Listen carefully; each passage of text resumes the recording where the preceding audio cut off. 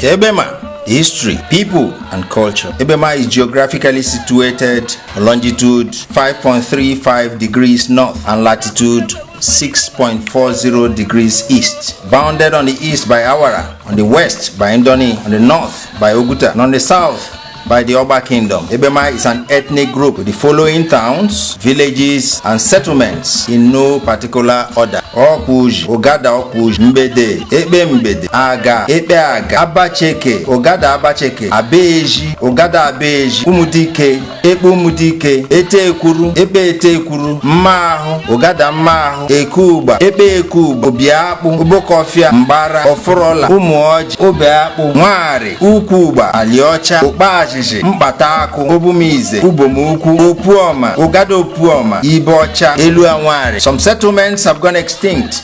Yes, some are still emerging. Oral history believes that the Egbema people migrated from the ancient Igodomigodo kingdom, which is now the present Edo Benin kingdom, at about 700 AD. The River Niger and its tributaries were probably the roots of migration. Our cultural endowments. Egbema Alenso boasts of its cultural heritage, which is rich in content and character. Our language is unique and it is called Egbema language. It is not an offshoot or a dialect of any other language. There are semblances of dialectical contiguity with our closest neighbors of Igbo, Oba, and Ndoni. Yet, the uniqueness of the Egbema language and idiosyncrasies stand out. Our greeting, Madi for the male and Madu for the female, make the difference. It helps you understand your roots. Our age group system is unbeatable and an essential part of our administrative structure.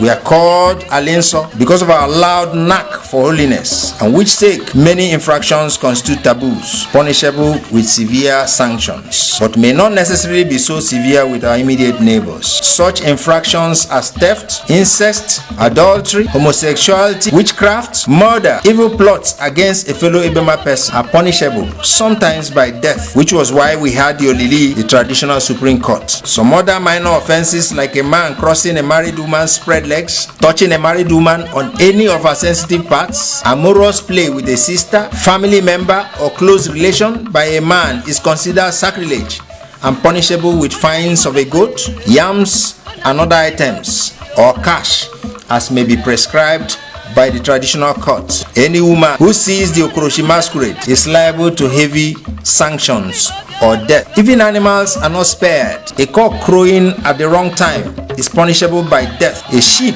crossbreeding with a goat faces the death sentence, and many others. Our traditional dress code is beautiful and suiting to our temperate climate. The men adorn the George wrapper with suitable dress on top, and the married women with their two-piece wrapper as a sign of their marital identity. Or married girls may only tie a one-piece wrapper or wear skirts, gowns, and so on. Trousers, bomb shorts, leggings, quarter shorts, and the like were traditionally forbidden until the influence of Western culture. Our occupation. We're traditionally farmers, fishers, and hunters. Egbema is occupationally classified as Oru and Eluale people because of the preponderance of their dominant occupations. The Orus are predominantly fisher folk, while the Eluales are predominantly farmers and palm wine tappers. Egbema farmlands are very fertile and hardly require fertilizer for a good yield. We are large producers of cassava, rubber, and yams. Palm oil produced in Egbema are the best in this part of the world. The clay potentials of our land are yet untapped. Our streams, rivers, and lakes are our pride in aquatic splendor. The popular Abara and Ukutu fishing festivals are our tourist potentials. Egbema is indeed ready for a government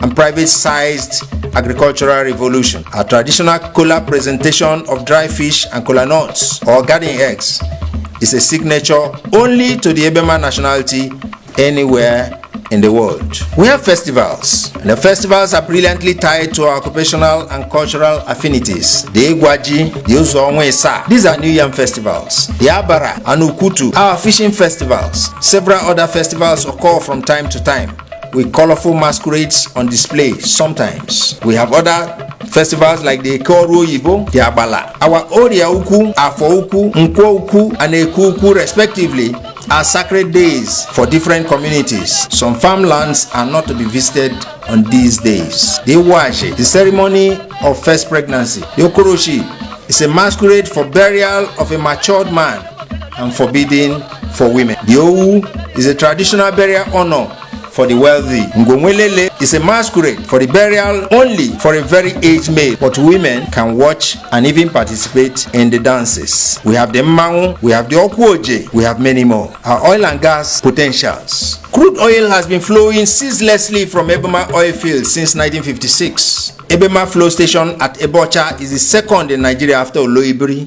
OML 20 of SPDC and MPDC and OML 61 of Ajib holds sway in Egbema land. As at today, Egbema contributes over 25% of total oil production in Nigeria. We have about 210 oil wells and a network of pipelines crisscrossing virtually all communities in Egbema. Our gas stock is purest and largest in this country. About 130.7 billion cubic feet of gas is estimated to be the gas reserve in Egbema soil alone. The implication of the revenue contribution of Egbema nationality to Nigeria's economy is truly humongous. This is probably the main reason why Egbema has become the pride of two states, Imo and Rivers. The irony is that this same community that contributes so much is crying for attention. Basic infrastructure, roads, healthcare, educational institutions are less than desirable. Federal and state's presence in Egbema abysmally far flung from expectation. Appointments into federal and state ministries,